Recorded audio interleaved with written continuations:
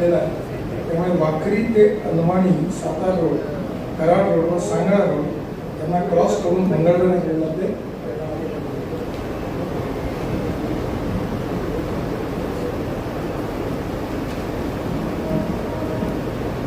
तोंडले या ठिकाणी दोन्ही पालखी मार्ग मिळतात त्या ठिकाणी फ्लायओव्हर करण्याचे आदेश मी दिले. 100 कोटीला त्याची पण मंजुरी मी घोषित करतो.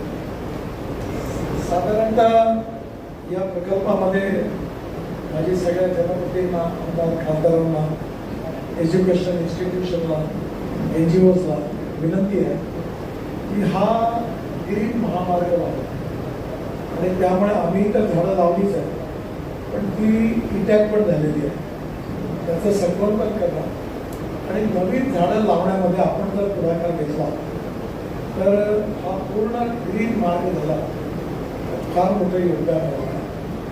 तुम्हाला माहिती आहे की आपल्या सोसायटीचे 3 पिलर इथिक्स, इकॉनॉमी, इकॉलॉजी आणि एन्व्हायरमेंट आणि पर्यावरण वाचवलं पाहिजे. मी स्वतः वारंवार या गोष्टी काळजी करतो आणि याच्यामध्ये तुम्हाला माहिती आहे की प्रदूषण ही समस्या गंभीर बनलेली आहे. मोठ्या शहरात तर खूप जास्त आहे. त्यामुळे येणाऱ्या काळामध्ये वृक्षारोपणाचा कार्यक्रम मोठ्या हातात केला. आमच्या रोडवर जर अशा संस्था आल्या तिथे कदम आहेत, त्यांना तुम्ही कॉन्टॅक्ट करा.